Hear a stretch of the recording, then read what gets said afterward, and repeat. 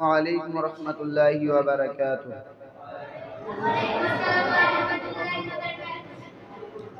إن الحمد لله نحمده ونستعينه ونستغفره ونعوذ بالله من شرور أنفسنا ومن سيئات أعمالنا. من يهده الله فلا مضل له ومن يضلله فلا هادي له. وأشهد أن لا إله إلا الله وحده لا شريك له وأشهد أن محمدا عبده ورسوله. أما بعد فأعوذ بالله من الشيطان الرجيم.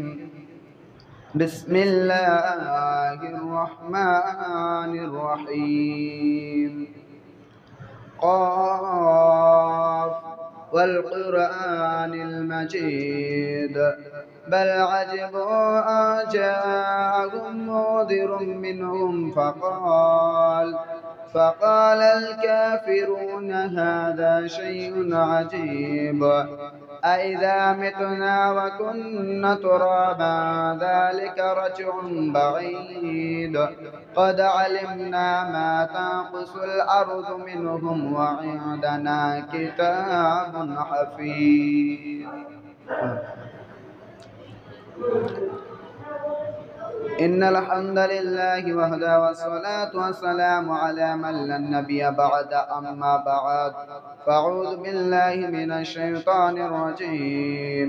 بسم الله الرحمن الرحيم. إنما المؤمنون الذين إذا ذكر الله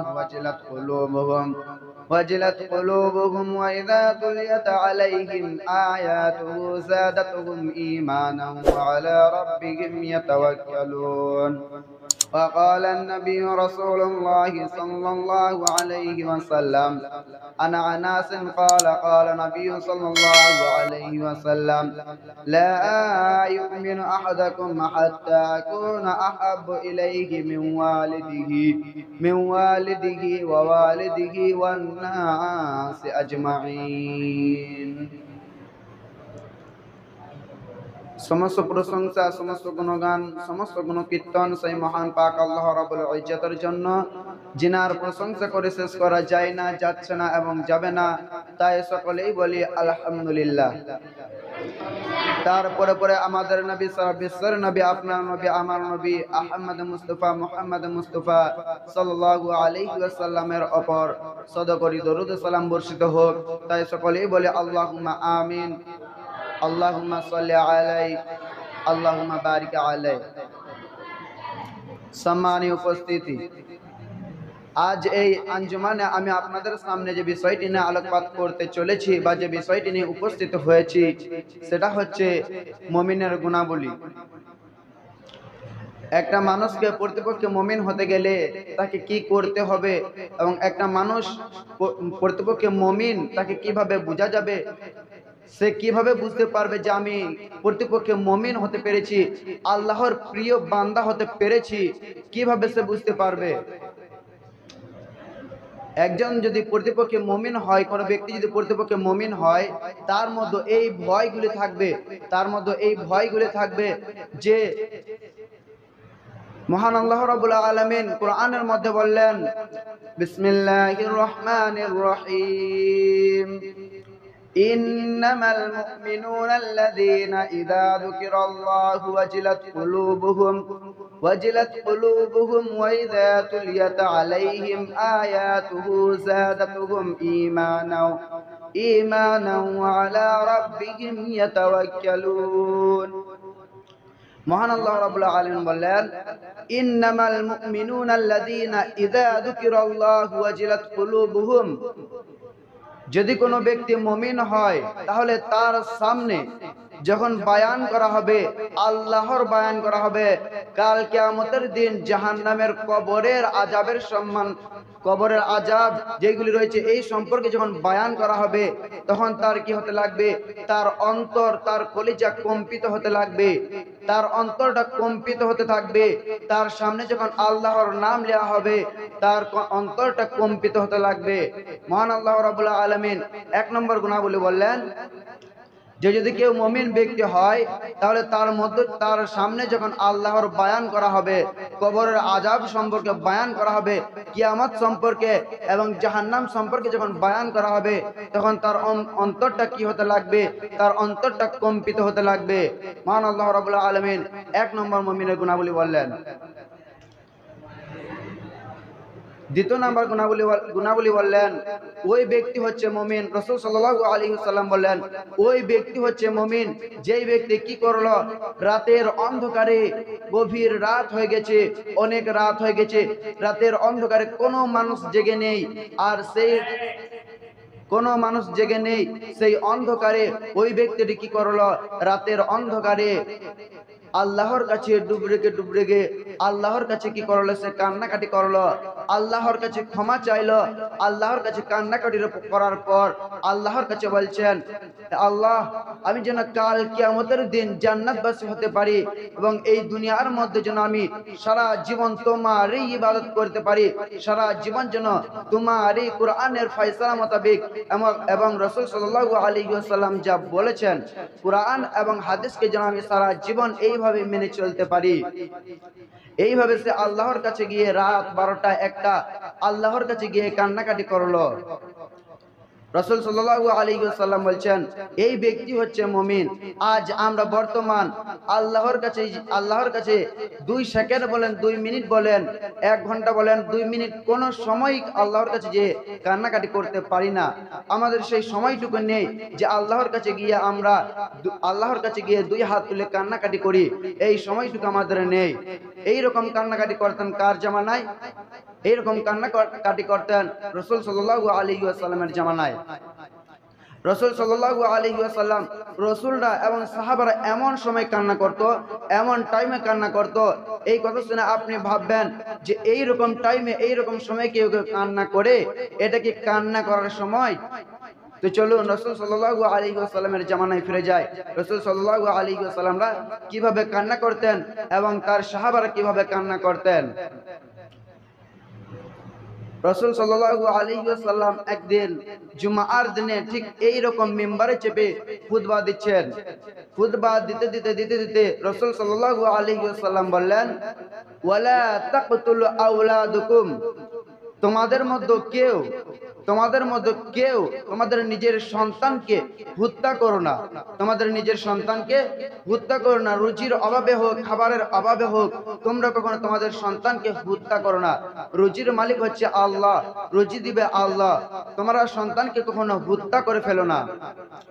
এ কথা বলার পর পিছন থেকে একটা গুনগুন আওয়াজ আসছে।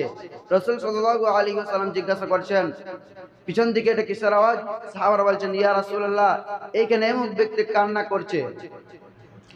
যেই সাহাবাটা কান্না করছেন সেই সাহাবাটাকে ডেকে বললেন, সেই সাহাবার নাম হচ্ছে দাহিয়াতুল কলব। সেই সাহাবাটাকে ডেকে বললেন, রাসূল সাল্লাল্লাহু আলাইহি ওয়াসাল্লাম জিজ্ঞাসা করছেন, তুমি কিসের জন্য কান্না করছো? তুমি কেন কান্না করছো?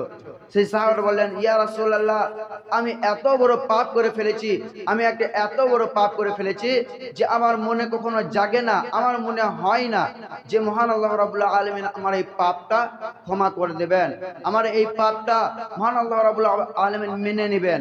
রাসূল সাল্লাল্লাহু আলাইহি ওয়াসাল্লাম বললেন সেই সাহাবাটাকে যে তুমি কত বড় পাপ করে ফেলেছো, তুমি কত বড় পাপ করেছো, তোমার পাপের ওজনটা দেখি।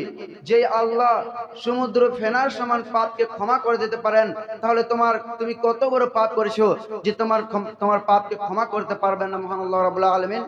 তখন সেই সাহাবারা বলছেন, ইয়া রাসূলুল্লাহ, আমার একটা ছোট্ট সংসার আছে আর আমি একজন ব্যবসায়ী মানুষ। আমি যখন ব্যবসায় চলে যাই তখন বহু দিন পর বাড়ি ফিরি, অনেক দিন পর বাড়িতে ফিরি। একবার এমন সময় আমি ব্যবসায় যাই, তখন আমার স্ত্রী, সেরকম টাইমে আমি ব্যবসায় যাই যখন আমার স্ত্রী প্রেগনেন্ট, গর্ভধারণী ছিল। সেই রকম অবস্থায় আমি একবার ব্যবসায় চলে যাই। আর আমি যখন ব্যবসায় যাই তখন বহুদিন পর বাড়ি ফিরি, বহুদিন পর বাড়ি ফিরি। ওইরকম টাইমে আমি ব্যবসায় চলে যাওয়ার পর যখন বাড়ি ফিরলাম, বাড়ি ফেরার পর দরজায় আমি যখন নক করলাম, দরজায় নক করার পর একটা কন্যা সন্তানের আওয়াজ, আব্বু আব্বু বলে আওয়াজ, আব্বু আব্বু বলে ডেকে গলায় জড়িয়ে ধরে এই আব্বু আব্বু ডাকটা কন্যা সন্তানের মুখে শুনতে এত সুন্দর লাগলো, এত সুন্দর লাগলো যে আমি নিজে কল্পনা করতে পারবো না যে কন্যা সন্তানের মুখে এত সুন্দর আব্বু আব্বু ডাক শুনতে কত সুন্দর লাগে। ইয়া রাসূলুল্লাহ, জাহিলিয়াতের যুগে একটা নিয়ম ছিল, জাহিলিয়াতের যুগে একটা নিয়ম ছিল যে কন্যা সন্তান, যদি কারোর কন্যা সন্তান হয় তাহলে তাকে কি করতে হবে, তাকে হত্যা করে ফেলতে হবে। আর যদি কারোর পুত্র সন্তান হয় তাহলে সে বাঁচিয়ে রাখতে পারে। ইয়া রাসূলুল্লাহ, আমার সেই কন্যা সন্তান আর কন্যা সন্তানের সেই মুখে আব্বু আব্বু ডাকটা শুনতে এত সুন্দর লাগছে যে আমি নিজে কল্পনা করতে পারবো না। আর এইদিকে আমার পরিবার, জাহিলিয়াতের যুগে যে মানুষগুলি রয়েছে তারা আমার মাথাকে খেয়ে নিচ্ছে যে তুমি তোমার স্ত্রীর কথা শুনতে গিয়ে তুমি আমাদের নিয়মটাকে ভঙ্গ করছো, তুমি আমাদের নিয়ম মেনে চলছো না, তুমি তোমার স্ত্রীর কথা শুনতে গিয়ে। জাহিলিয়াতের যুগে সেই নিয়মটি আমাকে পালন করতেই হবে যে আমার কন্যা সন্তানকে হত্যা করতেই হবে। আমি আমার স্ত্রীকে বললাম যে আমার প্রাণের বান্ধবী, আমার স্ত্রী, তুমি তোমার কন্যা সন্তানকে ভালোভাবে সাজিয়ে দাও, সাজিয়ে দেওয়ার পর আমি আমার কন্যা সন্তানকে বাইরে নিয়ে যাব, আমি ঘুরতে নিয়ে যাব। রাস্তায় যেতে যেতে আমি যখন আমার কন্যা সন্তানকে কাঁধের মধ্যে চাপিয়ে নিলাম, রাস্তায় যেতে যেতে যেতে যেতে যেই পরিশ্রম হচ্ছে, রাস্তায় হাঁটছি যে পরিশ্রম হচ্ছে আর পরিশ্রমের যে ঘাম ঝরছে, এই ঘামগুলি আমার কন্যা সন্তান হাত দিয়ে মুছে দিচ্ছে। আর এই ঘামগুলো হাত দিয়ে মুছে দিচ্ছে। একটা গভীর জঙ্গলে যাওয়ার পর, একটা নিরিবিলি জায়গায় যাওয়ার পর আমি সেইখানে একটা গর্ত খনন করতে লাগলাম। গর্ত খনন করতে করতে আমার কন্যা সন্তান জিজ্ঞাসা করছে, আব্বু এই গভীর জঙ্গলের মধ্যে, এই গভীর জঙ্গলের ভেতরে তুমি এইখানে গর্ত খনন করে কি করবে? আমি কোনো উত্তর না দিয়ে কন্টিনিউ গর্ত খনন করতেই আছি। সম্পূর্ণ গর্ত খনন হয়ে যাওয়ার পর আমি আমার মেয়েকে বললাম, দেখো তোমার এর গর্তের মধ্যে কি রয়েছে। আমার সন্তান, আমার কন্যা সন্তান যখন গর্তের মধ্যে দেখতে গেল যে কি রয়েছে গর্তের মধ্যে, তখন আমি পিছন দিয়ে আমার কন্যা সন্তানকে ঠেলে গর্তের মধ্যে ভরে দিলাম।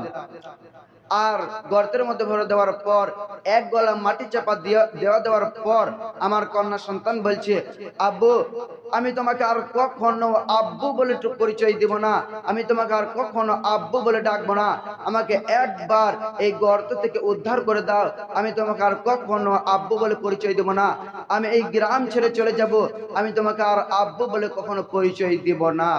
ইয়া রাসূলুল্লাহ, সেই আব্বু আব্বু ডাকটা আজও পর্যন্ত আমার কলিজায় এসে লাগে, আজও পর্যন্ত আমার অন্তরে এসে লাগে সেই আব্বু আব্বু ডাকটা। আর আমি ভাবি আমি এত বড় পাপ করে ফেলেছি যে আমি আমার নিজের কন্যা সন্তানকে কিভাবে হত্যা করলাম। আমি ভাবি কাল কিয়ামতের দিন যদি আমি এই ব্যাপারে যদি জান্নাতে না যেতে পারি, কাল কিয়ামতের দিন যদি এই কন্যা সন্তান, আমি আমার সন্তানকে হত্যা করলাম, শুধু কন্যা সন্তান নয়, পুত্র সন্তান, কন্যা সন্তান, সন্তানকে হত্যা করাই হবে না, নিজের সন্তানকে হত্যা করাই যাবে না। যে আমি আমার সন্তানকে হত্যা করে ফেললাম, কাল কিয়ামতের দিন আমি কিভাবে জান্নাতে যাব? আমি এত বড় পাপী, কাল কিয়ামতের দিন আমি কিভাবে জান্নাতে যাব? রাসূল সাল্লাল্লাহু আলাইহি ওয়াসাল্লাম বললেন, তুমি কোনো বড় পাপী নও, তুমি কোনো বড় পাপী নও, তুমি হচ্ছ একজন প্রকৃতপক্ষে মুমিন, তুমি হচ্ছ কাল কিয়ামতের দিন জান্নাতে, তুমি হচ্ছ প্রকৃতপক্ষে মুমিন। সর্বশেষে আল্লাহর কাছে দোয়া করি যে হে আল্লাহ, আমরা এই দুনিয়ার মধ্যে যেন তোমাকে স্মরণ করতে পারি এবং তোমাকে ভয় করতে পারি এবং পাক্কা যেন মুমিন হওয়ার তৌফিক দান করেন। আমিন ওয়া আখিরু দাওয়ানা আনিল হামদুলিল্লাহি রাব্বিল আলামিন।